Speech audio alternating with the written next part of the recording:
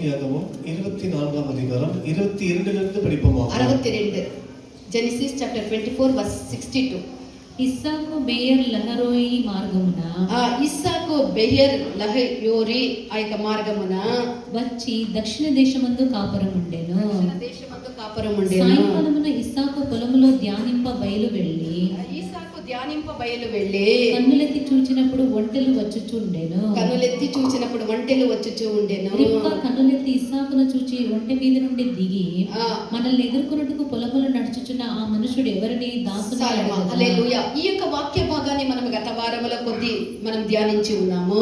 இந்த வசனத்தின் பகுதியை கடந்த வாரத்திலே கொஞ்சமாக படித்திருக்கிறோம். ఈ ఆదికాండం 24వ అధ్యాయంలో అనేక విశేషమైనటువంటి కార్యములను మనం చూడవచ్చు. ஆதியாகமம் 24 அதிகாரத்திலே இத்தனை விசேஷமான அம்சங்களை நாம் பார்க்கலாம். ఆది నిత్యము నుండి కడపటి నిత్యం వరకు కలిగినటువంటి అన్ని కార్యములను కూడా ఈ యొక్క అధ్యాయములో మనం చూడవచ్చు. ஆதி நித்தியத்திலிருந்து முதற்கொண்டு கடைசி அந்த வரைக்கும் கூட எல்லாவற்றையும் நாம் கவனிக்கலாம். ఆదిలో తండ్రి అయినటువంటి దేవుడు, కుమారుడైనటువంటి క్రీస్తు, పరిశుద్ధాత్మ దేవుని త్రియేక దేవుని మనం చూస్తూ ఉన్నాము. பாருங்கள், ஆதியிலே நித்தியத்திலே பிதாவாகிய தேவனையும் குமாரனாகிய கிறிஸ்துவும் பரிசுத்த ஆவியானவரை குறித்து நாம் பார்க்கிறோம். ఈ యొక్క అధ్యాయములో దానికి సాదృశ్యముగా అబ్రహాము, ఈసాకు, ఎలియాజరు గురించి మనం చూస్తూ ఉన్నాము. அதற்கு நிழலாகத்தான் இந்த ஆதியாகமத்திலே பார்க்கிறோம். ஆபிரகாம், பிறகு அவருடைய குமாரனாகிய ஈசாக்கு, பிறகு அவருடைய வேலைக்காரனாகிய இந்த எலியாசரை குறித்து நாம் பார்க்கிறோம். తర్వాత భాగములో రిబ్కా ఈసాకును ఈ విధముగా కలుసుకొనేటువంటి ఆ యొక్క కార్యాన్ని కూడా మనం చూస్తూ ఉన్నాము. பிறகு இந்த ரெபெக்கா ஈசாக்கை எப்படி சந்திக்கிறார்கள் குறித்து நாம் படித்திருக்கிறோம். ఈ యొక్క రిబ్కా ప్రభు దేనికి సాదృశ్యమై ఉన్నది అంటే పెండ్లి కుమార్తె సంగమ ప్రభు అయినటువంటి యేసుని మధ్య ఆకాశములో కలుసుకొనేటువంటి ఒక దినమున్నది, దానికి సాదృశ్యముగా ఉన్నది. இந்த ரெபெக்கா இந்த ஈசாக்கை சந்திக்கிற வேலை எப்படி இருக்குதுன்னு சொன்னால், மத்திய வரத்திலே நம்முடைய நேசரை நாம் சந்திக்கிறதான அந்த வேலையை போல் காணப்படுகிறது என்று படிக்கிறோம். ఇవన్నీ కూడా గత వారములో మనం నేర్చుకున్నటువంటి కార్యములే. எல்லாம் கூட கடந்த வாரத்திலே படித்திருக்கிறோம். రిబ్కాను ఈసాకుకు సిద్ధపరిచినది ఎలియాజరు. ఆ ఎలియాజరు మెల్కీసెదెక్ అయినటువంటి ఒక పరిశుద్ధాత్మకు సాదృశ్యముగా ఉన్నాడు. பாருங்கள், இந்த ஈசாக்குக்கு இந்த ரெபெக்காவை ஆயத்தம் பண்ணினது இந்த எலியாசரா இருக்கிறார். அவர் இந்த பரிசுத்தவான் மெல்கிசேதேக்கு ஒரு ஒப்பாய் இருக்கிறார். బైబిల్ అంతటిలో మనం చూసినట్లయితే, நாம் வேதாகமத்திலே முழுவதும் படிக்கும்போது ఈ యొక్క ఎలియాజరు యొక్క తండ్రియే గాని, తల్లి గాని, అన్నదమ్ముళ్ళే గాని, జన్మ యొక్క ఆరంభమే గాని, అతనికి ఎక్కడా కూడా ఎలియాజరు అని చెప్పబడి ఉన్నదే గాని అతని గురించినటువంటి వేరే ఏ వివరము కూడా వేదములో లేదు. எலியாசருக்கு பெற்றோராகிலும் சரி, அவருக்கு மனைவி பிள்ளைகள் என்ற குடும்பத்தார் என்று யாருமே இல்லை என்று நாம் பார்க்கிறோம். ఇక్కడ ఈ యొక్క ఎలియాజరు అబ్రహాము యొక్క ఇంట ఒక పెద్ద దాసుడుగా అతడు కార్యాన్ని నిర్వహిస్తూ ఉండే. இந்த எலியாசர் அபிரகாமின் வீட்டிலே ஒரு பெரிய வேலைக்காரனாக இருந்து வேலைகளை நடத்தி கொண்டு வந்திருக்கிறார். ఇతడు అబ్రహాము యొక్క ఇంట ఒక పెద్ద దాసుడుగా ఉండే. అబ్రహామిన్ వీటిలో పెరియ ஒரு வேலைக்காரனாக இருந்திருக்கிறார். అబ్రహాము తండ్రి అయినటువంటి దేవునికి సాదృశ్యముగా ఉంటే, ఈ యొక్క ఎలియాజరు పరిశుద్ధాత్మ అయినటువంటి యొక్క మెల్కీసెదెకుకు సాదృశ్యమై ఉన్నది. இந்த ஆபிரகாமானவர் பிதாவாகிய தேவனுக்கு ஒப்பாய் இருக்கும் பொழுது இந்த மெல்கிசேதேக்காக இந்த எலியாசருக்கு ஒப்பாய் இருக்கிறார். ఈ యొక్క ఎలియాజరే అబ్రహాము యొక్క కుమారుడైనటువంటి ఈసాకుకు ఆ యొక్క ఒక వధువుని సిద్ధపరిచినటువంటి కార్యమును చేసినది యొక్క ఎలియాజరే. இந்த ఎలియాసర్ தான் இந்த ஆபிரகாமின் குமாரனாகிய ஈசாக்குக்கு ஒரு மணப்பெண்ணை தேடி இருக்கிறார். ఇప్పుడు అబ్రహాము తన యొక్క పెద్ద దాసుడైనటువంటి ఎలియాజరుని ప్రమాణం, అతని వృద్ధాప్యములో తన యొక్క కుమారునికి ఒక పెండ్లి కుమార్తెని సిద్ధపరిచినటువంటి కార్యాన్ని ఆ యొక్క ఎలియాజరుకు అప్పగించే. இந்த ஆபிரகாமானவர் தன்னுடைய வேலைக்காரனாகிய எலியாசரை அழைத்து தன்னுடைய குமாரனாகிய ஈசாக்குக்கு ஒரு மணப்பெண்ணை தேட ஒரு காரியத்தை ஒப்புக் கொடுத்தார். నేను గత వారంలో చెప్పింది కాబట్టి వివరముగా చెప్పటలేదు.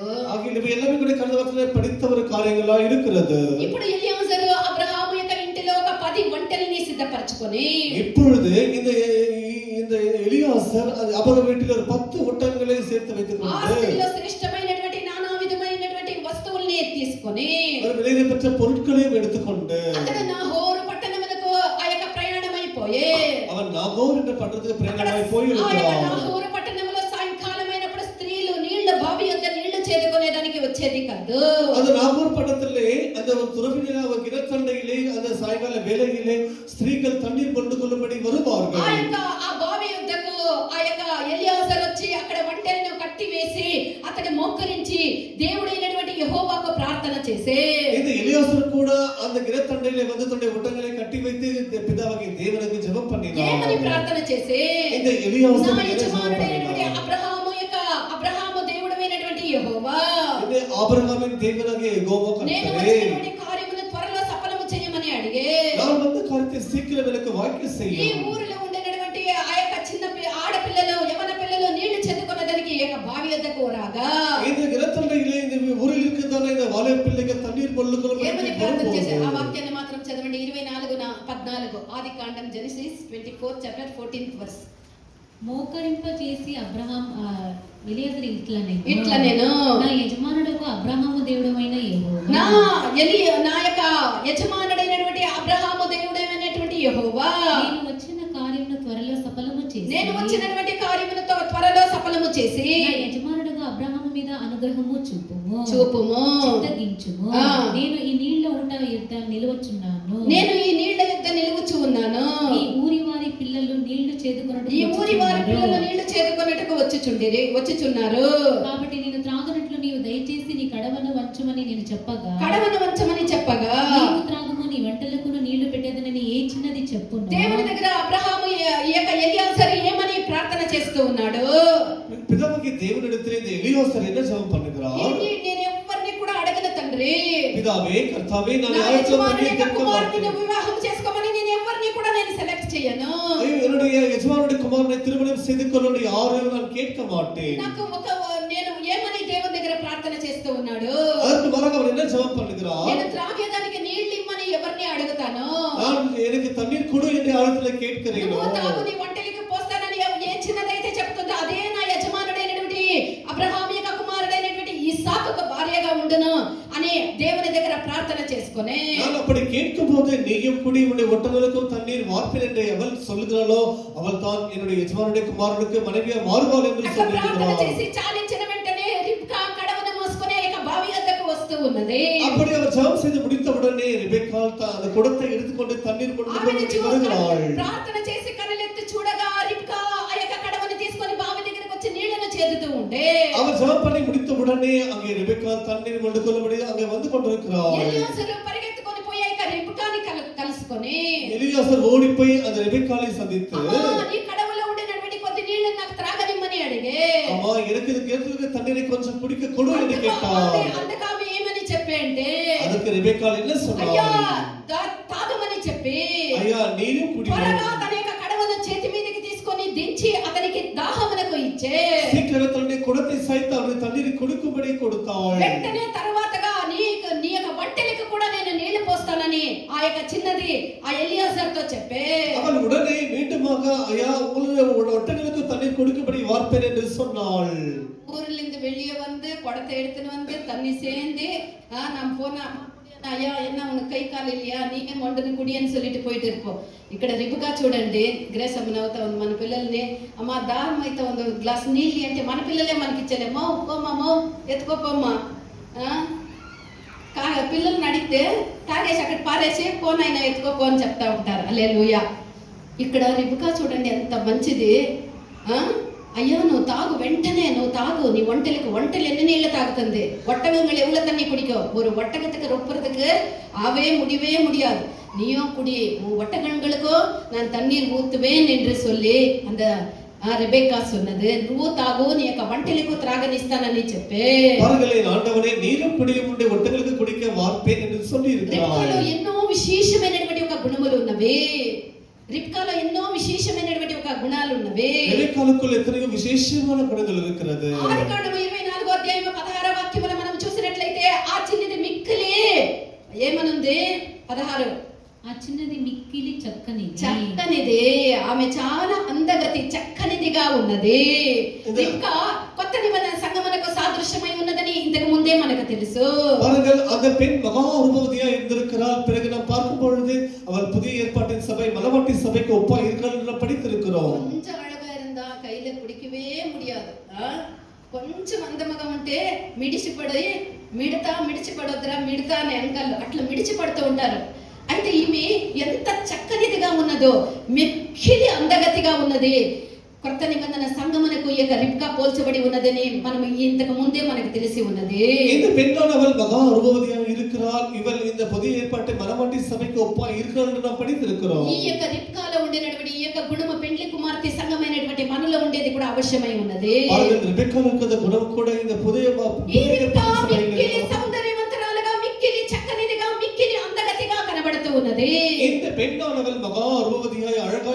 இருக்கிறார். బాహ్యమైనటువంటి అలంకారం గురించి అందమైన గురించి కాదు, ఇది స్వభావముల యొక్క అలంకారానికి మనకు సాదృశ్యమై ఉన్నది. இது வெளிப்புற தோற்றத்தில் அழகை குறிப்பதல்ல, இது உள்ளான ఆమెలో குணத்தை ఏ குறிக்கிறதா కళంకములేనటువంటి இருக்கிறது. ఒక పరిశుద్ధ కన్యకగా ఆమె కనబడుతూ ఉన్నది.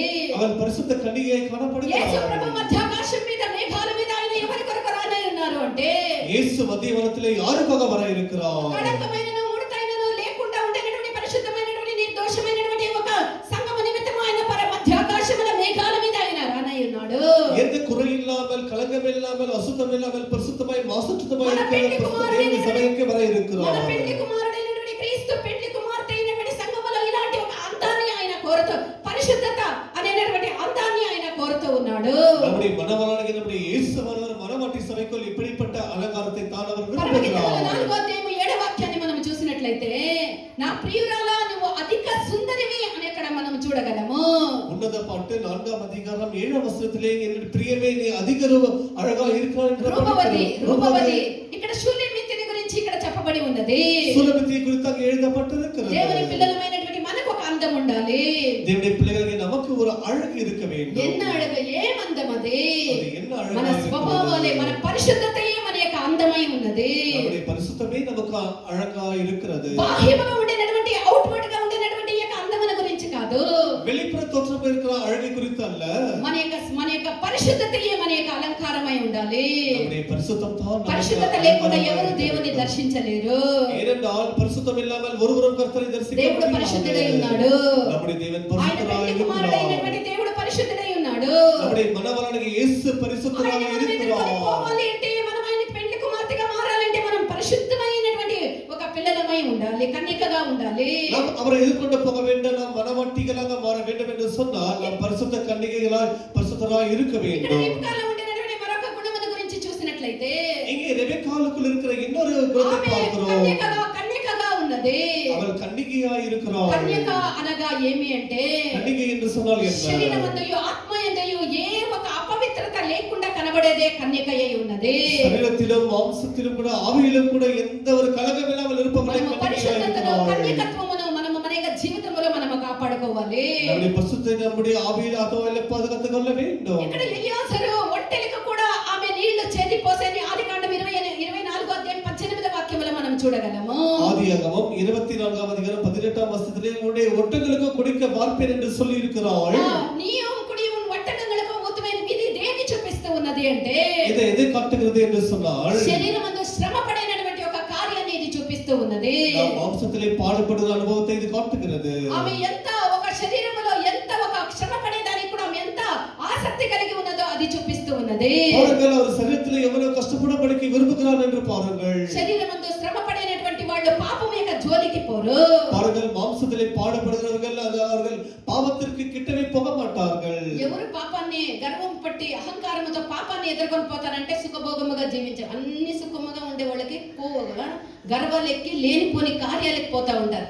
కష్టపడేవాళ్ళు, శ్రమ పడేవాళ్ళు, పాపం యొక్క జోలికి బాధ్యత కలిగిన వాళ్ళు పాపం యొక్క జోలికి పోరు. பாருங்கள், சுகபோகமாய் வாழ்கிறவர்கள் தான் சீக்கிரத்தில் இந்த பாவத்தில் சிக்கிக்கொள்வார்கள். மாம்சத்திலே பாடுபட்டு கஷ்டப்படுகிறவர்கள் பாவத்திற்கு அதிக சீக்கிரமாய் போக పేతురు மாட்டார்கள். అపోస్తలుడు దీని గురించి చెప్పేటప్పుడు 1 పేతురు 4వ అధ్యాయం 1వ వచనం, క్రీస్తు శరీరమందు శ్రమ పడే గనుక అట్టి మనసును మీరు ఆయుధముగా ధరించుకోమని చెప్పే.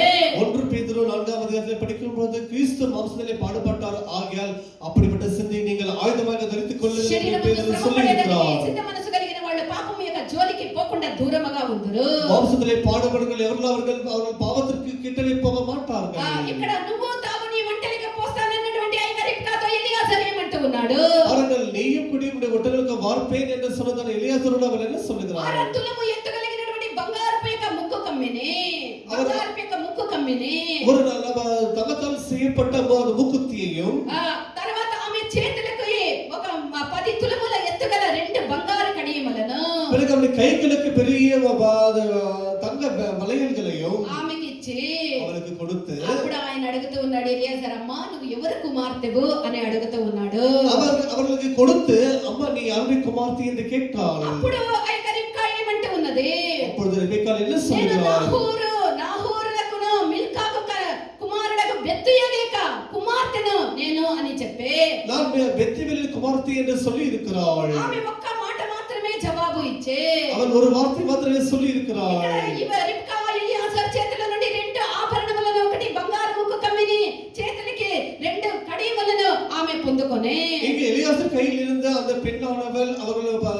பொன்னால் செய்யப்பட்ட மூக்குத்தியும் பிறகு தங்க வளையல்களையும் பெற்றிருக்கிறார். బంగారు దేనికి సాదృశ్యమై ఉన్నది? இந்த தங்கம் பொன் అతి పరిశుద్ధమైనటువంటి విశ్వాసమునకు ఇది బంగారు సాదృశ్యమై ఉన్నది.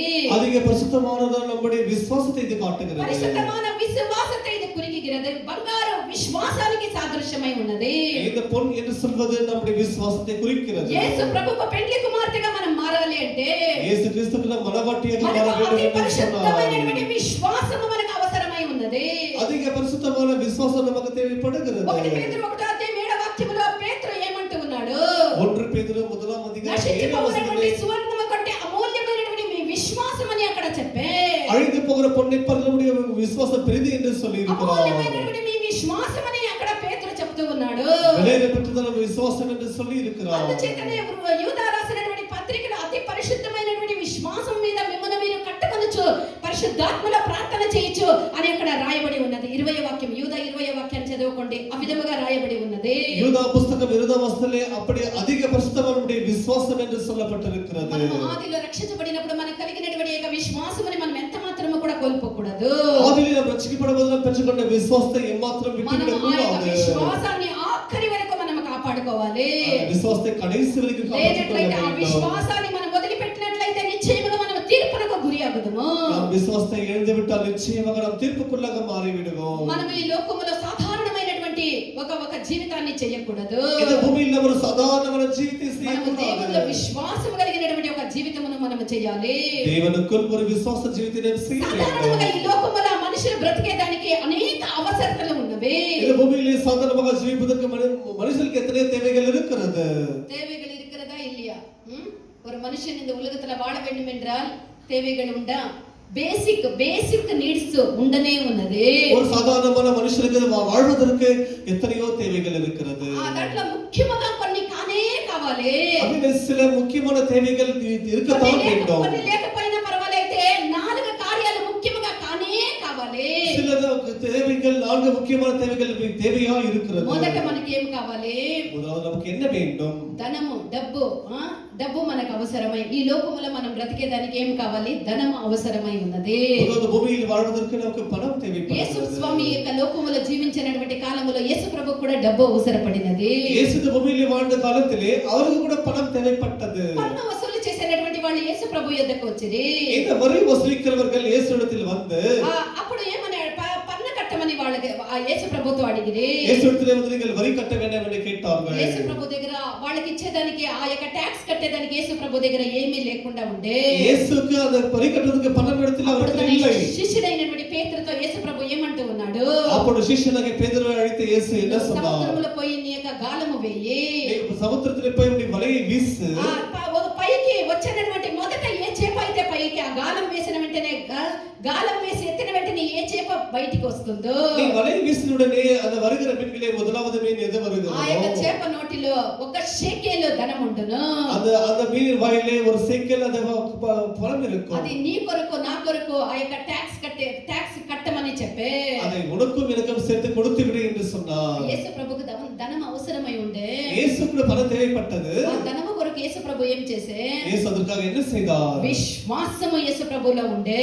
விசுவாசம் இயேசுவுக்குள் இருந்தது. పోయి వల వేయి, సముద్రములో గాలము వేయి. మొదట వచ్చినటువంటి యొక్క చేప నోటిలో ఉండేటువంటి ఒక షేకెల్ ధనమును తీసుకొని వచ్చి పన్ను కట్టమని యేసు ప్రభు విశ్వాసముతో ఆ యొక్క డబ్బును పొందుకొని நீ விசுவாசத்தோட வலையை வீசு, அதில் வருகிற முதலாவது மீனின் வாயிலே அது இருக்கும் என்று சொன்னார். அப்படியே அவர் சொன்னார். యేసు ప్రభుకు ధనం అవసరమైనప్పుడు ఆయన విశ్వాసముతో ఆ యొక్క ధనమును పొందుకొని இயேசுக்கு பணம் தேவைப்பட்டபோது விசுவாசத்தினாலே அதை பெற்றுக்கொண்டார். రెండవదిగా మనం బ్రతికేదానికి లోకములో బ్రతికేదానికి మనకి ఏం కావాలి? இரண்டாவது பூமியில் வாழ்வதற்கு நமக்கு என்ன தேவையா இருக்கிறது? ఆహారము కావాలి. మనం బ్రతికేదానికి ఆహారము కావాలి. இரண்டாவது நாம் வாழ்வதற்கு ஆகாரம் தேவை. యేసు ప్రభు కొండ ప్రసంగము చేసినప్పుడు இயேசுவானவர் பிரசங்கம் செய்த போது అనేక జనాలకి బోధించిన తర్వాత அநேக ஜனங்களுக்கு அவர் போதனம் செய்த பிறகு వాళ్ళందరికీ ఏమైనది? அவளுக்கு என்ன உண்டானது? பசி உண்டானது. நாம் பிழைக்க வேண்டும் என்றால் நமக்கு ஆகாரம் தேவை. இங்க அந்த ஜனங்களுக்கு பசி உண்டானது. వాళ్ళకి ఆహారం అవసరమై ఉండే. அந்த ஜனங்களுக்கு பசியா இருந்தது, ஆகாரம் தேவைப்பட்டது. యేసు ప్రభు వాళ్ళందరికీ కూడా పోషించవలసి ఉండే. இயேசுவானவர் அத்தனை ஜனங்களையும் போஷிக்க வேண்டியது. యూదా దగ్గర డబ్బు సంచి ఉన్నది, డబ్బు ఉన్నది. அந்த யூதாஸ்கிற கையிலே பணப்பை இருக்கிறது, பணம் యేసు இருக்கிறது. ప్రభు అతని దగ్గర అడగలేదు. ஆனாலும் இயேசு அவனை ఒక கேட்கவில்லை. చిన్న వాని యొద్ద ఉండినటువంటి 5 ఆశీర్వదించే ஒரு சிறிய பயணத்திலிருந்து தான் 5 அப்பங்கள் 2 மீன்களை எடுத்துக்கொண்டார். విశ్వాసముతో మనం ఆహారము మనం బ్రతికేదానికి ఆహారం అవసరమై ఉన్నది. நாம் விசுவாசத்தோடு ஜீவிப்பதற்கு நமக்கு ஆகாரம் தேவைப்படும். உலகத்துல நாம் ஜீவிக்கிறதுக்கு ஆகாரம் என்பது அவசியமாய் தேவைப்படுகிற காரியம். ஆனால் அதை இயேசு பிரபு எவ்விதத்தில் அவர் பெற்றார் என்று சொன்னால் విశ్వాసத்தోడ பெற்றார். విశ్వాసము వలన 5 రొట్టెల్ని 2 చేపల్ని సర్వ జన సమూహానికి పంచి మిగిలినంతగా దేవుడు విశ్వాసములో దాన్ని ఆశీర్వదించే. பாருங்கள், இயேசுவானவர் அந்த விசுவாசத்தை தானே அந்த அத்தனை ஜனங்களுக்கு அந்த 5 அப்பங்களை 2 மீன்களை எல்லாரையும் பகிர்ந்து கொடுத்து அவர் அமிதமாய் ஆசீர்வதித்திருக்கிறார். తర్వాత మనకి ఏమి కావాలి? பிறகு நமக்கு என்ன தேவைப்படுகிறது? ఒక వాహనము మనకి సంచారం చేసేదానికి వాహనం, బస్సు, లారీనో, ఆటోనో, టెంపోనో ఏదో ఒకటి కావాలి కదా మనం పోయేదానికి వచ్చేదానికి. ఇక్కడ యేసు ప్రభుకు కూడా ఒక వాహనం అవసరపడే. நாம் பிரயாணம் செய்வதற்கு ஒரு வாகனம் தேவைப்படுகிறது. அதே போல தான் இயேசுவுக்கும் அங்க தேவைப்பட்டது. இப்போ நீங்க இங்க வந்தவங்க எல்லாம் எதுல வந்தீங்க? கிட்ட இருக்கிறவங்க நடந்து வந்திருக்கலாம், தூரமா இருக்கிறவங்க எப்படி வந்திருக்கிறீங்க? ஏதோ ஒரு வாகனத்துல ஏதோ ஒரு டிரான்ஸ்போர்ட்டேஷன்ல தானே வந்திருக்கிறீங்க. அல்லேலூயா, 2 வீலரோ 4 வீலரோ బస్సో ఏదో ఒన్ల ఆటోవో ఎదులే వந்திருக்கு. యేసు స్వామి కూడా ఒక వాహనం అవసరమైనది. యేసుకు కూడా ప్రయాణం సేవకు ఒక వాహనం தேவைப்பட்டது. యేసు ప్రభు యెరూషలేమునకు ప్రయాణమై వెళ్ళుటకు, యేసు యెరూషలేము వழியே ప్రయాణమై పోవதற்கு అయినప్పుడు அவருக்கு ஒரு வாகனம் தேவைப்பட்டது. ఒక గాడిద పిల్లను ఆయన చూసే விசுவாசத்தில் ஒரு கழுதை குட்டியை அவர் பார்த்திருக்கிறார். మనకు ముందు గాడిద వచ్చిరా నిన్ను తీసుకొని జీసస్ హిల్స్ మినిస్ట్రీస్ పోతానంటే మనము అయ్యో నేను పోయి గాడిద మీద ఎక్కొస్తే ఏమనుకుంటారు? చూసే వాళ్ళంతా నన్నే చూసి నవ్వుతారు. నాకు గాడిది వద్దు, దేనిపై గాడిద, అదే గుర్రం ఏంటంటే విర్ర వీక్కొని కూర్చొని దాన్ని స్టేటస్ లో కూడా పట్టేస్తాం. నేను గుర్రములో కూర్చున్నాను, గుర్రమని తోలినాను అని దాన్ని ఎంతో అతిశయంతో చెప్తాం. గాడిద వచ్చి మనం ఉండే ఇంటి దగ్గర వచ్చి నన్ను నా మీద కూర్చొని నేను ఎత్తుకొని పోయి మెల్లిగా జీసస్ హిల్స్ మినిస్ట్రీస్ లో ఇస్తామంటే మనం కూర్చుంటామా? ఎంత మాత్రమో కూర్చొని లేదు. అయితే సర్వాన్ని సృష్టించినటువంటి సృష్టికర్త అయినటువంటి దేవుడు తాను యెరూషలేమునకు పోవుటకు ఒక గాడిద పిల్లను అయినా చూసే. பாருங்கள், ஒரு சகலத்தை உருவாக்கின தேவனுக்கு ஒரு வாகனம் தேவைப்பட்டது. அவரது கழுதையை చెప్తున్నాడు, పోయి దాన్ని విప్పుకొని రండి. యేసు சொன்னார், போய் அந்த கழுதையை அழுத்து கொண்டு வாருங்கள் என்று சொன்னார். వాళ్ళు వచ్చి అడిగితే అది నా ప్రభువుకి కావాలని చెప్పండి. அவர் வந்து கேட்டால் இது என்னுடைய எஜமானுக்கு தேவை என்று சொல்லுங்கள். దాని మీద గాడిద మీద ఎక్కి యేసు அந்த கழுதையின் மேல் ஏறி యెరూషలేములో ప్రవేశించే యెరూషలేముకు ప్రయాణం செய்தார். ప్రియమైనటువంటి దేవుని యొక్క బిడ్డ, ప్రియమైన దేవుని పిల్లకి ప్రతి అవసరతల్ని మన యొక్క దేవుడు మనకు అనుగ్రహించే దేవుడు. நமக்கு தேவையான எல்லாவற்றையும் தேவன் கொடுக்கிறவராய் இருக்கிறார். నాలుగవదిగా ఒక మనిషి లోకములో బ్రతికేదానికి ఒక గూడారం, ఒక ఇల్లు అవసరమై ఉన్నది. நான்காவது, ஒரு மனிதன் பூமியிலே வாழ்வதற்கு ஒரு கூடாரம், ஒரு வீடு தேவைப்படுகிறது. ఒక ఏదో ఒకటి మనకి ఉండనే ఉండాలి. ஒரு கூடாரம், ஒரு வீடு ஏதோ தேவைப்படுகிறது. యేసు ప్రభు చివరిగా పస్కాని ఆచరించడానికి యేసు ప్రభుకు ఒక ఇల్లు అవసరపడే. கடைசியாக இயேசு அந்த பஸ்காவை ஆசரிப்பதற்கு ஒரு வீடு தேவைப்பட்டது. లూకాసు వార్త 22వ అధ్యాయం 10వ వాక్యాన్ని చదవండి. லூகாஸ் சுவிசேஷம் 7వ అధ్యాయం 10వ వచనం. లూకాసు విశేషం 22వ వచనం 22వ అధ్యాయం 10వ వచనం. 22nd chapter 10th verse. Luke chapter 22nd verse 10. ఆయన ఇదిగో మీరు పట్టణంలో ప్రవేశించినప్పుడు నీళ్ల కుండ మోసుకొని పోవచ్చున ఒకడు మీకు ఎదురుగా వచ్చును. అతడు ప్రవేశించి ఇంటిలోనికి అతని వెంట వెళ్ళి, నేను నా శిష్యులతో కూడా పస్కాను భుజించుటకు వీడిది గది ఎక్కడనని బోధకుడు నిన్ను అడుగుచున్నాడని ఇంటి యజమానితో చెప్పుడి. విశ్వాసముతో యేసు ప్రభు ఒక సామగ్రిలతో నింపబడినటువంటి ఒక ఇంటిని యేసు ప్రభు చూసే. பாருங்கள், இயேசுவானவர் ஒரு பெரிய சாமான்களை வைத்திருக்கிறதான ஒரு வீட்டை இயேசு கண்டிருக்கிறார். ఆ యొక్క ఇంట్లోనే ఆఖరిగా యేసు ప్రభు పస్కాని ఆచరించే. கடைசியாக இயேசு அந்த வீட்டில் தான் பஸ்காவை அவர் ஆசரித்தார். గలాతీయులకు రాసినటువంటి పత్రిక 2వ అధ్యాయం 20వ వాక్యంలో అపొస్తలుడైనటువంటి పౌలు ఏమంటూ ఉన్నాడు? గలాతీయర్ 2వ అధ్యాయం 20వ వచనంలో పరిశుద్ధ పౌలు என்ன சொல்லுகிறார்? Galatians chapter 2 verse 20. నేను క్రీస్తుతో కూడా సిలువ వేయబడి ఉన్నాను, ఇకను జీవించువాడు నేను కాదు, క్రీస్తే నా యందు జీవించుచున్నాడు. క్రీస్తే నా యందు జీవిస్తూ దేవుని కుమారుని యందు విశ్వాసం వల్ల జీవించుచున్నానని చెప్పే. హల్లెలూయా. విశ్వాసంలో క్రీస్తు మూలముగా జీవిக்கிறேன் என்று சொல்லி இருக்கிறார். ఈ లోకములో మనం జీవించేదానికి, இந்த பூமியில வாழ்வதற்கு ఆహారము, వాహనము ఇవన్నీ కాదు. మనకు కావాల్సినది మొదటగా విశ్వాసం మనకు కావాలి. இந்த பூமியில வாழ்வதற்கு வீடో அல்லது ஆகாரமோ அல்லது வாகனமோ அது அல்ல, நமக்கு விசுவாசம் தேவை. వీటన్నిటికంటే పైగా మనకు కావాల్సినది విశ్వాసమై ఉన్నది.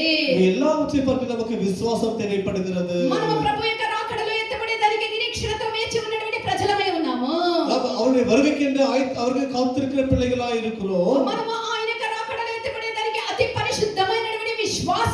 కావాలి. அவருடைய வருகையில் எடுத்துக்கொள்ளப்படுவதற்கு அதிக பரிசுத்தமான விசுவாசம் நமக்கு தேவைப்படுகிறது. పరిశుద్ధాత్మలో మనము ప్రార్థన చేయాలి.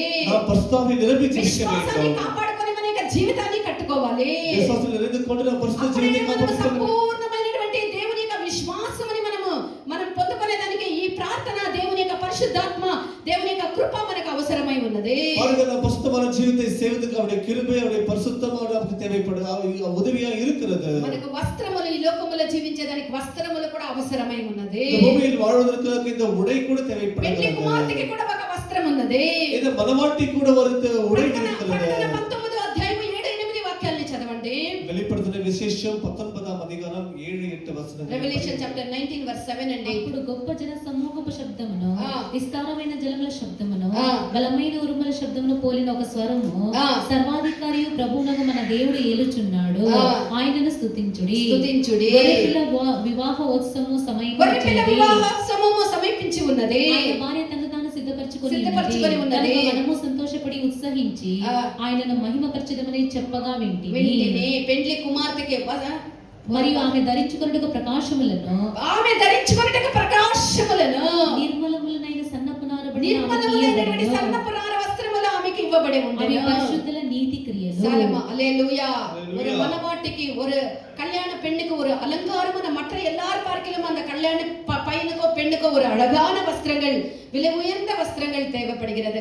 ఒక పెండ్లి కుమార్తెకి, ఒక అందరికంటే సాధారణమైనటువంటి మనుషుల కంటే ఆ పెండ్లి కుమార్తెకి, పెండ్లి కుమారునికి విశేషమైనటువంటి వస్త్రములు ఉంటుంది. அவர்கள் ஒரு திருமணத்திலே அந்த மணவாளன் மணவாட்டிக்கு தான் விசேஷமான ஒரு உடை கொடுக்கப்படும். పెండ్లి కుమార్తె వస్త్రము లేకుండా, ప్రభువుని మనము పెండ్లి వస్త్రము లేకుండా మన పెండ్లి కుమారుడైనటువంటి క్రీస్తును మనం ఎదుర్కొని పోలేము. பாருங்கள், நம்முடைய மணவாளனை அந்த திருமணத்துக்குரிய வஸ்திரம் இல்லாமல் சந்திக்க முடியாது. மணவாட்டிக்கு அழகான ஒரு மேன்மையான வஸ்திரம் இல்லாத நம்முடைய மணவாளனாகிய கிறிஸ்துவை நாம் எதிர்கொண்டு போக முடியாது. அல்லேலூயா. మన నీతి క్రియలే మన యొక్క సన్నపు నార మంచి మేలిమి కలిగినటువంటి వస్త్రములై ఉన్నది. వస్త్రం ఏమే? మన యొక్క నీతి క్రియలే యొక్క వస్త్రములై ఉన్నది. அந்த பிரகாசம் மெல்லிய வஸ்திரம் தான் நம்முடைய நீதி கிரியைகளா இருக்கிறது. మనం నీతి క్రియల్ని ఎంతకంతకు చేస్తామో అంతకంతకు ఉయర్ந்த మంచి విలువ కలిగినటువంటి వస్త్రములు మనకు అనుగ్రహించబడుతుంది. நாம் எவ்வளவு நீதிக்குரிய காரியங்களை செய்கிறோமோ அவ்வளவுக்கு அதிகமான மெல்லிய வஸ்திரங்கள் நமக்கு రిబ్కా கொடுக்கப்படும். ఆ యొక్క ఎలియాజరుని తీసుకొని తన యొక్క తండ్రి ఇంటికి పోయే. இந்த ரெபெக்காள் அந்த எலியாசை கொட்டி கொடுத்த தகப்பன் வீட்டுக்கு போனாள். ఉదయమైనప్పుడు, விடியற் காலமான போது ఆ యొక్క ఉదయమైనప్పుడు ఆ యొక్క రిబ్కాను పిలిచి, அந்த விடியற் காலமான போது அந்த ரெபெக்காளை அழைத்து, ఆ మనిషితో కూడా, ఎలియాజరుతో కూడా నువ్వు పోతావా అని అడిగే. చదవండి ఆదికాండం 54వ అధ్యాయం 58వ వాక్యము. ఆదియాగము 54వ అధికారం 58వ వచనం. 24వ అధికారం 58వ వచనం. రిబ్కాను పిలిచి ఈ మనుషులతో కూడా వెళ్ళెదవా, ఈ మనుషులతో కూడా వెళ్ళెదవా అని ఆమెను అడిగినప్పుడు వెళ్ళెదనెను. వెళ్ళేదనెను. హల్లెలూయా. నువ్వు పోతావా ఈ మనిషితో కూడా అని చెప్పిన వెంటనే రిబ్కా ఏమంటూ ఉంది? ఎలియాజరుతో నేను పోతానని చెప్పి ఆమె పరిశుద్ధాత్మతో వెళ్ళుటకు సిద్ధముగా ఉంది. பாருங்கள், நீ அந்த மனுஷனோடு நீ போவாய் என்று கேட்ட உடனே நான் போகிறேன் என்று சொன்னால் அவள் பரிசுத்தாவியோடு போவதற்கு ஆயத்தமாய் இருந்திருக்கிறாள். క్రీస్తు యొక్క పెండ్లి కుమార్తె పరిశుద్ధాత్మ ద్వారా నడిపించబడుటకు ఎల్లప్పుడూ మనం సిద్ధముగా, క్రీస్తు యొక్క పెండ్లి కుమార్తె అయినటువంటి మనము పరిశుద్ధాత్మ నడిపింపునకు మనం ఎల్లప్పుడూ లోబడి మనం ఉండాలి. அவருடைய மனவட்டிக மாறுகிற நாம் அவருடைய பரிசுத்தாவியினாலே நடத்துவதற்கு எப்பொழுதுமே ஆயத்தமாய் இருக்க ఆ வேண்டும். విధముగా ఎలియాజరుతో రిబ్కా వెళ్ళినది. அப்படியே இது எலியாசரோடு ரெபெக்காள் சென்றாள். ఇక్కడ ఈసాకుల గురించి మనం చూసినట్లయితే, இங்கே ஈசாக்கை குறித்து படிக்கிறோம். ఈసాకు బెయర్ లహోయి రోయి అనేటువంటి మార్గములో వచ్చి దక్షిణ దేశమందు కాపురం ఉండే. இந்த ஈசாக்காளர் பெயல் ரேவோ என்ற ஒரு வழியிலே வந்து அங்கே அவர் கூடாரப்பட்டு வசித்தார். సాయంకాలమైనప్పుడు ఈసాకు పొలములో ధ్యానింప బయలుదేరి వెళ్ళినప్పుడు, அந்த சாயங்கால வேளையிலே ஈசாக்கு தியானம் பண்ணபடி போகும்போது కనులెత్తి చూడగా அவன் கண்களை ஏறெடுத்து பார்க்கும்போது ఒంటెలు వస్తూ ఉండేది చూసే. அங்கே ஒட்டல்கள் வருவதை கண்டான். 24వ అధ్యాయం 62, 63 వాక్యాలను చదవండి. ఇప్పుడు వద్దు. ఆ యొక్క వంటలో వస్తూ ఉండేది ఈసాకు చూసే. அந்த ஒட்டகங்கள் வருவதை ஈசாக்கு கண்டிருக்கிறார். ఇక్కడ ఏ సమయములో அது எந்த வேளையில் வருகிறார்கள்? సాయంకాల సమయమున ఈసాకు ధ్యానించేదానికి పొలములో వెళ్ళుచూ ఉండే అని ఇక్కడ మనం చూస్తూ ఉన్నాము. சாயங்கால வேளையிலே ஈசாக்கு தியானம் பண்ணபடி போன வேளையிலே அவர்கள் வந்திருக்கிறார்கள். సాయంకాలం అన్నది అది ఏ విధముగా ఉన్నది అంటే, சாயங்காலம் என்று சொல்வது எப்படி இருக்கிறது? పగటి కాలము గతించేదాన్ని సాయంకాలం చూపిస్తూ ఉన్నది. பகல் காலம் கடந்து போனதே இந்த சாயங்காலமா இருக்கிறது. பகலெல்லாம் கடந்து போகும்போது தான் சாயங்காலம் வருகிறது. பகல் యొక్క పగలు గతించిపోవుట సాయంకాలము వస్తుంది. இந்த பகலின் முடிவு தான் சாயங்காலமா இருக்கிறது. సాయంకాలం అయిన తర్వాత ఏమొస్తుంది? சாயங்காலம் ஆன பிறகு என்ன வருகிறது? సాయంకాలం గడిచిన తర్వాత రాత్రి కాలం వస్తుంది. சாயங்காலம் முடிந்த பிறகு தான் இரவு வருகிறது. ఈ యొక్క రాత్రి కాలము దీని యొక్క అర్థం ఏమనగా, இந்த ராக்காலம் என்று சொன்னதுடைய అర్థం ఈ என்ன? రాత్రి కాలం మనం సంధించేదానికి ముందు సాయంకాలాన్ని మనం సంధించాలి. இந்த ராக்காலத்தை சந்திப்பதற்கு முன்பாக நாம் சாயங்காலத்தை சந்திக்க வேண்டும். సాయంకాల సమయంలోనే దేవుడు తన యొక్క పిల్లల్ని దర్శించేదానికి వచ్చును. இந்த சாயங்கால வேளையில் தான் தன்னுடைய பிள்ளைகளை சந்திக்கும்படி கர்த்தர் வருவார். యెషయా 60వ అధ్యాయం 2వ వాక్యమును మనం చూడగా, ஏசாயா 60వ அதிகாரம் 2వ వచనం படிக்கும்போது, చూడుము భూమిని చీకటి కమ్ముచున్నది, భూమిని చీకటి కమ్ముచున్నది, జనములను కమ్ముచున్నది, కమ్ముచున్నది, యెహోవా నీ మీద ఉదయించుచున్నాడు, యెహోవా నీ మీద ఉదయించుచున్నాడు. ఆయన మహిమ నీ మీద కనబడుచున్నది. 62 ஐசையா chapter 60 verse 2. இதோ இருள் பூமியையும் காரிருள் ஜனங்களையும் மூடும், ஆனால் உன்மேல் கர்த்தர் உதிப்பார். ఇక్కడ చీకటి జనములను కమ్ముచు ఉన్నది అని చెప్పబడుతూ ఉన్నది. இங்கே இருள் பூமியையும் காரிருள் ஜனங்களையும் மூடும் என்று சொல்லப்படுகிறது. ఉదాహరణకు చూస్తే, ఏదెన్ తోటలో ఆదాము అవ్వలకు దేవుడు ఆజ్ఞ ఇచ్చి ఆ ఆజ్ఞకు వాళ్ళ అవిధేయత చూపించినప్పుడు వాళ్ళ దిగంబరులై ఉండుట వాళ్ళు చూసిరి. அவர்கள் தேவனானவர் ஏதேன் தோட்டத்திலே ஆதாம் ஏவாளையும் வைத்து அவர்களுக்கு கட்டளை கொடுத்தார். அவர்கள் கட்டளை மீறி பாவம் செய்த நிமித்தமாக அவர்கள் இரண்டு பேருமே அவர்கள் நிர்வாணமானார்கள். ఆకలితో వాళ్ళ తమ యొక్క వస్త్రాన్ని కుట్టుకొని వాళ్ళు ధరించుకొనిరి. அத்திமரத்தினாலே இலையை சுற்றிக் கொண்டார்கள் அவர்கள். దేవుడైన యెహోవా, தேவனாகிய கர்த்தாவே, పూట యథా ప్రకారం చల్లని పూట ఆ యొక్క తోటలో ఆ యొక్క ఆదాముని అవ్వని సంధించడానికి సాయంకాల సమయం వచ్చినప్పుడు வழக்கம் போலவே தேவனாகிய கர்த்தரானவர் சாயங்காலத்திலே அது ஆதாமை சந்திக்கும்படிக்கு வந்தார். ఆదాము ఆదాము అని పిలవగానే వాళ్ళిద్దరూ కూడా పరిగెత్తుకొని పోయి చెట్టు చాటున దాగుకుంటూ ఉన్నారు. ஆதாமே ஆதாமே என்று கூட்டப்போது இரண்டு பேருமே ஓடிப்போய் அந்த மரத்துக்கு பின்னாடி ஒளிந்து கொண்டார்கள். ప్రియమైనటువంటి దేవుని యొక్క జనమా, ప్రియమైన దేవుని చల్లని జనమే, పూట దేవుడు మనల్ని దర్శించినటువంటి సమయమై ఉన్నది. సాయంకాల వేళ என்று சொல்றது கர்த்தர் நம்மை சந்திக்கிறவர்கள் நேரமாய் అవిధేయత இருக்கிறது. వల్ల ఆదాము అవ్వ అవిధేయత వల్ల ఆజ్ఞని అతిక్రమించి పాపము చేసినందువల్ల వాళ్ళు దేవుని యొక్క మహిమను కోల్పోయిరే. அவர்கள் கட்டளை மீறி பாவம் செய்த நிமித்தமாக இந்த ஆதாம் ஏவாளும் அவர்கள் நிர்வாணமாக மாறி போனார்கள். పాపముతో దేవుని మనం ఎదుర్కొని పోయేదానికి వీలు కానే కాదు. இந்த பாவத்தோடு தேவனை நாம் சந்திக்க முடியாது. మన యొక్క దేవుడు పరిశుద్ధుని మనం ఎదుర్కొని పోవాలి అంటే பரிசுத்தமான தேவனை எதிர்கொண்டு போக வேண்டும் என்று పాప சொன்னார். స్వభావాలు పాప క్రియల్ని అన్నిటిని వదిలి మనం పరిశుద్ధులముగా ఉండాలి. பாவத்தின் சுபாவங்கள் பாவத்தின் கிரியைகள் எல்லாவற்றையும் விட்டு பரிசுத்தமாக இருக்க வேண்டும். ఒక రాత్రి కాలం వస్తూ ఉన్నది. ஒரு ராக்காலம் வர இருக்கிறது. శ్రమల కాలమునకు సాదృశ్యమై ఉన్నది. அது மகா உபத்திரவ காலத்தை காட்டுகிறது. ఉపద్రవ కాలము మహా ఉపద్రవ కాలమే లోకమునికి రానై ఉన్నది. ఉపద్రవ కాలం మహా ఉపద్రవ కాలం అది ఎవరు కాలங்கள் వர இருக்கிறது. ఒక రాత్రి కాలమై ఉన్నది. அது யாருமே கிரியை செய்யக்கூடாத ராக்காலமா இருக்கிறது. శ్రమల కాలము మహా ఉపద్రవ కాలము కట్టిగా చీకటి కలిగినటువంటి ఎవరు క్రియ చేయలేనటువంటి ఒక రాత్రి కాలము. அது உபத்திரவ காலம் மகா உபத்திரవ காலம் என்று யாருமே கிரியை செய்யக்கூடாத அவர் இருளா ఆ இருக்கிறது. రాత్రి కాలము రాకముందే ராக்காலம் வருவதற்கு முன்பாக మన యొక్క దేవుని మధ్యాకాశంలో మేఘాల్లో మనం ఎదుర్కొని పోవాలి. தேவனை மத்தியவர்த்தி எல்லாம் எதிர்கொண்டு போவோமாக. ఈ సాయంకాల సమయమున இந்த సాయంకాల వేళயிலே ఈసాకు బెయర్ లహోయి రోయి అనేటువంటి మార్గములో దక్షిణ ప్రాంతములో వచ్చి అతడు కాపురం ఉండే. లగై రగోయి என்ற இடத்திலே ஈசாக்குக்கு கூடாரம் போட்டிருந்தார். మన యొక్క దేవుడు ఉత్తర దిక్కున ఉన్నటువంటి సియోను పర్వతము మీద ఆయన వసించేటువంటి దేవుడై ఉన్నాడు. நம்முடைய தேவனானவர் வடதுபுற திசையிலே சியோனிலே வசிக்கிறவராய் இருக்கிறார். 48వ కీర్తన 2వ వాక్యాన్ని చదవండి. 48:2 సామ్. ఉత్తర దిక్కున మహారాజు పట్టణమైన సియోను పర్వతము, ఉత్తర దిక్కున ఉన్నటువంటి మహారాజు పట్టణమైనటువంటి సియోను పర్వతము రమ్యమైన ఎత్తుగల చోట ఉంచబడి సర్వభూమికి సంతోషకరంగా ఉన్నది. హల్లెలూయా. ఆయన తన పెండ్లి కుమార్తెని కొనిపోవుటకు ఉత్తర దిక్కులో ఉండినటువంటి ఆ యొక్క ఉత్తర దిక్కు నుండి ఆయన వచ్చును. பாருங்கள், அவர் மனவட்டி கொண்டு சொல்லப்படுகிற வட திசையிலிருந்து தான் வருவார். ఉత్తర దిక్కు అంటే ఏమి? ఈస్ట్. ఉత్తర దిక్కు అంటే ఈస్ట్ కాదు, సౌత్. ఉత్తర దిక్కు అంటే దక్షిణ దిక్కు అంటే నార్త్, ఉత్తర దిక్కు అంటే సౌత్. ಉತ್ತರ ಅಂದ್ರೆ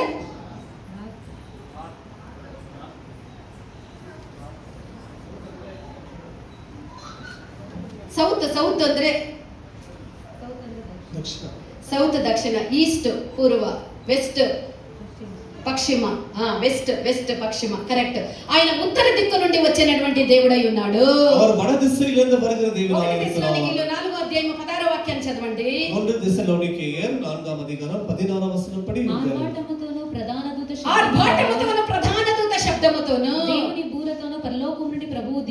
మళ్ళీ భూరతాన పరలోకముల నుండి దేవుడు దిగి వచ్చును. క్రీస్తునందుండి మృతులైన వారు మొదట లేతురు. క్రీస్తునందుండి మృతులైనటువంటి వాళ్ళు మొదట లేతురు. ఆ మీదట సజీవులమైన నిలిచిండు మనము వారితో కూడా ఏకము. ఆర్భాటముతో ప్రధాన దూత శబ్దముతో ఆయన కడబూర ధ్వని మ్రోగుచు ఆయన ఉత్తర దిక్కు నుండి తన యొక్క పెండ్లి కుమార్తె సంగమును తీసుకొని పోయేదానికి ఆయన రానై ఉన్నాడు.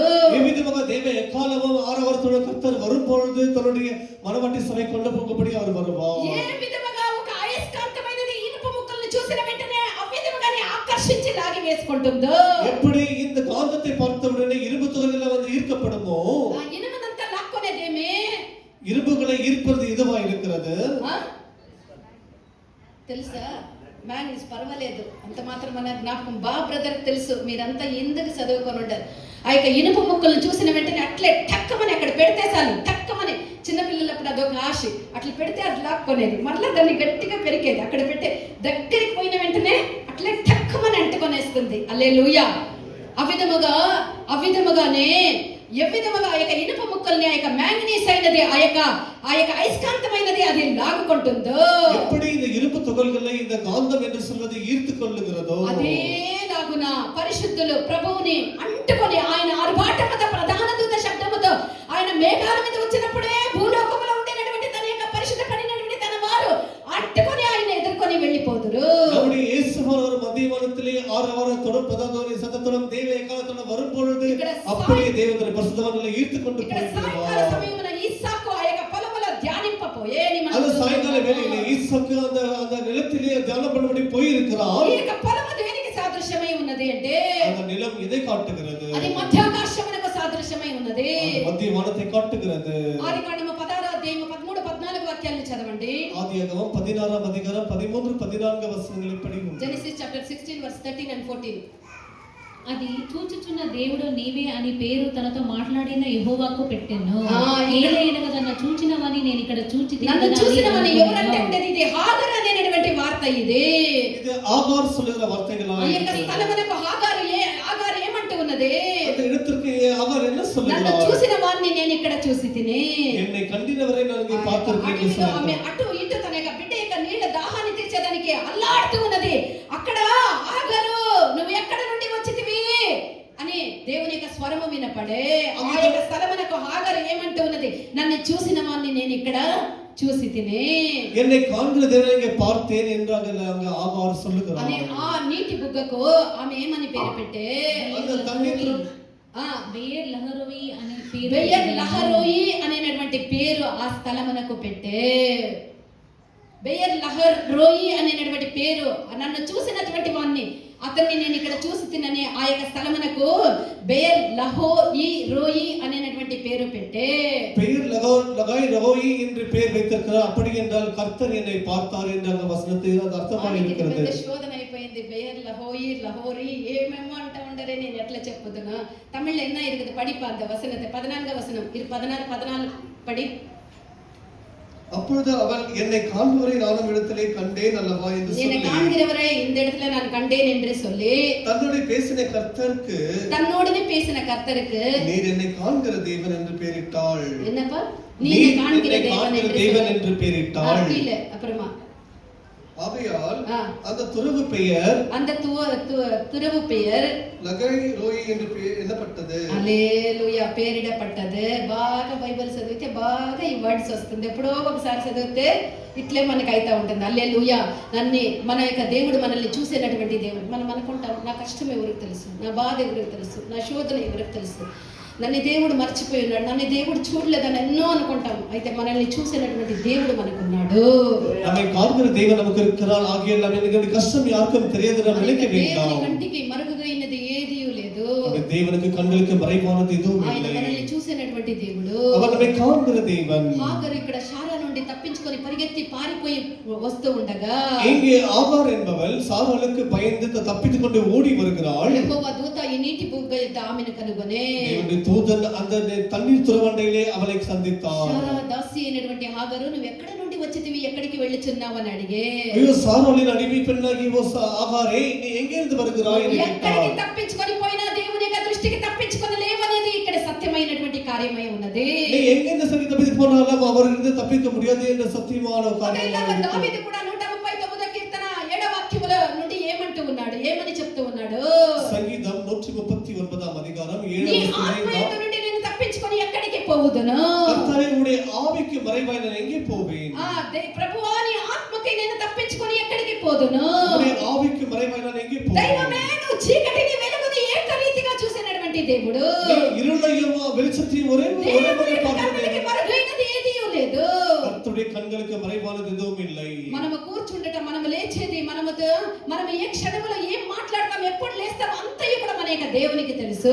நம்முடைய உட்காருதல், நம்முடைய எழுந்திருத்தல், நம்ம என்ன பேசுவோம், எதை பேசுவோம் எல்லாமே தேவனுக்கு தெரியும். ప్రియమైనటువంటి దేవుని యొక్క బిడ్డ, ప్రియమైన దేవుని బిడ్డ, నిన్ను చూసినటువంటి దేవుని నువ్వు చూస్తూ ఉన్నావా? உன்னை காண்கிற தேவனை காண்கிறாயா? మనల్ని చూసినటువంటి దేవుని మనము చూడాలి. நம்மை காண்கிற தேவனை நாம் பார்க்க ఈ యొక్క வேண்டும். నీటి బుగ్గ దేవుని యొక్క రక్షణకు సాదృశ్యమై ఉన్నది. இந்த தண்ணீர் துறவு என்று சொல்வது தேவனுடைய ரட்சிப்பை காட்டுகிறது. యెషయా 12:3 మనం చూస్తే రక్షణాధారములైనటువంటి బావి అని అక్కడ చదువుతూ ఉన్నాము. ஏசாயா 12:3 ரட்சிப்பின் துறவு என்று படிக்கிறோம். ఇది మన యొక్క కడవరి రక్షణని చూపిస్తూ ఉన్నది. கடைசி ரட்சிப்பை இது காட்டுகிறது. ప్రభు యొక్క రాకడ యందు లేక ఆయన ఎదుర్కొని పోయినటువంటి ఆ యొక్క కడవరి దినముల మనం కడవరి రక్షణని మనం పొందుకోవాలి. యేసు ఎదుర్కొంటూ పోகிற கடைசி நாட்களை கடைசி ரட்சிப்பை நாம் பெற்றுக்கொள்ள வேண்டும். ఇక్కడ రిబ్కా కన్నులెత్తి చూడగా, இங்கே ரெபெக்காள் கண்களை ஏறெடுத்து பார்க்கும்போது ఆమె కంటి ముందు ఎవరు కనబడిరి? அவள் கண்களுக்கு முன்பு யார் காணப்பட்டார்? ఈసాకు కనబడే. ஈசாக்கு காணப்பட்டார். వంటి మీద నుండి దిగి அவள் ஒட்டகத்திலிருந்து இறங்கி ఎలియాజరుతో అడుగుతూ ఉన్నది. எலியாசரோடு கேட்கிறாள், మనల్ని ఎదుర్కొనుటకు ఆ పొలముల నుండి వస్తూ ఉండినటువంటి ఆ మనిషి ఎవరని అడిగే, நம்ம எதிர்கொண்டு உள்ளபடிக்கு வருகிற அந்த மனிதன் யார் என்று எலியாசரை கேட்டாள். ఈ తరములో ఉండినటువంటి పిల్లలు కూర్చుంటే కాలు మీద కాలు వేసుకొని కూర్చుంటే పెద్దలన్నా రాని, చిన్నలన్నా రాని, ఎవరన్నా రాని మెదలుతారా? ఇక్కడ చూడండి, ఆ మనిషి ఎవరనే తెల్లే. రిబ్కా వంటి మీద ఎలియాజర్తో వస్తూ ఉన్నది. దూరములో నుండి వచ్చినటువంటి ఆ యొక్క ఈసాకును ఎవరని కూడా తెలియదు. చూసి వెంటనే ఆ యొక్క వంటిని దిగి ఎలియాజర్తో అడుగుతుంది, మనల్ని ఎదుర్కొనే దానికి వస్తూ ఉన్నాడే ఆ మనిషి ఎవరని అడిగే. இந்த ரெபெக்காள் உடனே அந்த மனிதன் வருவதை கண்டு அந்த ஒட்டகத்தை விட்டு இறங்கி எலியாசரை கேட்கிறாள், நம்ம எதிர்கொள்ளும்படி வருகிறார் அல்லவா அந்த மனிதர் யார் என்று கேட்டாள். ఎలియాజర్ ఏమంటూ ఉన్నాడు? அந்த ஊழியக்காரனாகிய எலியாசர் சொன்னார், అతడే నా యజమానుడని చెప్పే. அவரே என்னுடைய எஜமானன் என்று అతడే சொன்னார். నా యజమానుడని ఆ యొక్క రిబ్కాతో ఆ యొక్క ఎలియాజర్ చెప్పే. அவரே என்னுடைய எஜமானன் என்று ரெபெக்காளோடு எலியாசர் சொன்னார். వెంటనే రిబ్కా ఏం చేసే? உடனே ரெபெக்காள் என்ன செய்தாள்? వెంటనే ఆమె ముసుగు వేసుకొని, உடனே அவள் முக்காடிட்டுக் கொண்டாள். ఆయన చెప్పిన వెంటనే ముసుగు వేసుకొని, அவள் சொன்ன உடனே முக்காடிட்டுக் கொண்டாள். కాలం పిల్లలు ఏ విధంగా ఉంటారు? ముక్కడు తీసేసి ఇంకా స్టైల్ చేసుకొని ఈయనేనా చూస్తా ముందు అని ఉంటారు. హల్లెలూయా, హల్లెలూయా, నన్ను నా యొక్క తడాకని చూపిస్తాను ఈయనేనా.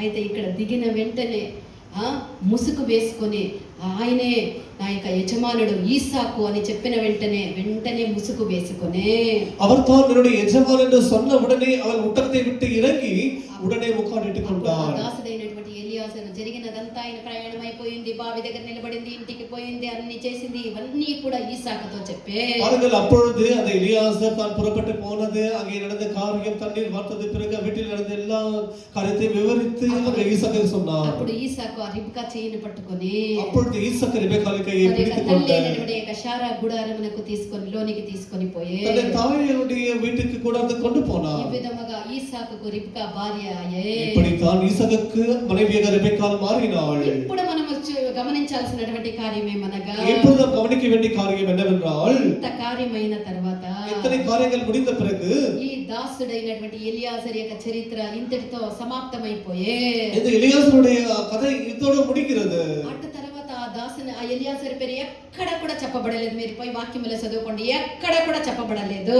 பிறகு நாம் எங்கே படித்தாலும் நமக்கு தெரியாது, அந்த எலியாசருடைய பேர் எங்கேயும் காணப்படாது. ఆ రిబ్కాను ఈసాకుకు సిద్ధపరిచినంత వరకు అతని యొక్క కార్యాలు అన్ని ఉండే తర్వాత అతని యొక్క పేరు, అతని యొక్క కార్యాలు ఎక్కడా కూడా లేదు. ஈசாக்குக்கு அந்த ரெபெக்காளை ஆயத்தம் பண்ணின வரைக்கும் பேர் இருந்தது, ஆயத்தம் பண்ணின பிறகு அவர் பேர் எழுதப்படவில்லை. పరిశుద్ధాత్మ యొక్క సహాయం వలన దేవుని యొక్క సేవకులు సంఘముని దేవునికి ఒక పెండ్లి కుమార్తెగా మారుస్తూ ఉన్నారు. பரிசுத்தாவின் உதவியினாலே தேவனுடைய ஊழியக்காரர்கள் தேவனுடைய சபையை அவர்கள் மனவட்டிகளாக மாற்றுகிறார்கள். అంత్య దినములకు వచ్చి ఉన్నాము. நம்மெல்லாம் கடைசி நாட்களுக்கு வந்திருக்கிறோம். త్వరగా ఆయన వచ్చుచున్నాడు. యేసు శీఘ్రం వరనిరుக்கிறார். దేవుని యందు భయభక్తుల్ని మనం పెట్టుకొని మనం పరిశుద్ధతతో దేవుని ఎదుర్కొనేదానికి మనం సిద్ధపడాలి. நாம் தேவனுக்கு பயபக்தியோடு இருந்து பரிசுத்தமாய் அவருக்கென்று நாம் ஆயத்தப்பட வேண்டும். వస్తానని చెప్పినటువంటి దేవుడు వచ్చినటువంటి సమయమైనది ఆసన్నమై ఉన్నది. வருவேன் என்று சொன்னதான தேவனுடைய நேரம் நெருங்கி ఆయన పెండ్లి வந்திருக்கிறது. కుమారుడుగా రానయ్యున్నాడు. அவர் மணவாளனாய் வர పెండ్లి இருக்கிறார். కుమార్తెని ఎదుర్కొనుటకు ఆయన రానై ఉన్నాడు. மணவாட்டி எதிர்கொண்டு போகும்படிக்கு அவர் வர இருக்கிறார். సకల గుణములతోనూ పరిశుద్ధాత్మ సహాయం వల్ల మనం పరిశుద్ధాత్మ దేవుని యొక్క రాకడ తర్వాత భూమి మీద పరిశుద్ధాత్మ ఉండలేదు, తర్వాత ఏం ఉండలేదు, కృప కూడా ఉండలేదు. హల్లెలూయా. ఇంకా పరిశుద్ధాత్మ ఉండలేదు. ఇక్కడ ఎలియాజరు లేదు. దేవుని యొక్క రాకడ వెంటనే పరిశుద్ధాత్మ భూమి నుండి ఎత్తబడుతుంది. ఆ కాలంలో ఆది అపోస్తల కార్యములో పరిశుద్ధాత్మ వచ్చినది. ఆయన యొక్క రాకడ దినములో ఆ యొక్క పరిశుద్ధాత్మ భూమి మీద నుండి తీసివేయబడుతుంది. ఎలియాజర్ ఇంకా కనపడలేదు. హల్లెలూయా. మనము సిద్ధపడి దేవుని యొక్క రాకడకి మనము సిద్ధపడాలి. అదే మన యొక్క జీవితం యొక్క గమ్యమై ఉండాలి. ఆ యొక్క దినమునకు పెండ్లి కుమారుడైనటువంటి క్రీస్తుకు పెండ్లి కుమార్తెగా మారటకు దేవుడు మన కృపల్ని అనుగ్రహించుదురుగాక. தேவன் அதற்கு நாம் எல்லாரையும் மனவட்டிகள் நாம் எல்லாரையும் கூட பிரஸ்தாபியை நம்மை ஆயத்தப்படுத்துவாராக. దేవుడు మన కృప అనుగ్రహించుదురుగాక. தேவன் கிருபை அளிப்பாராக.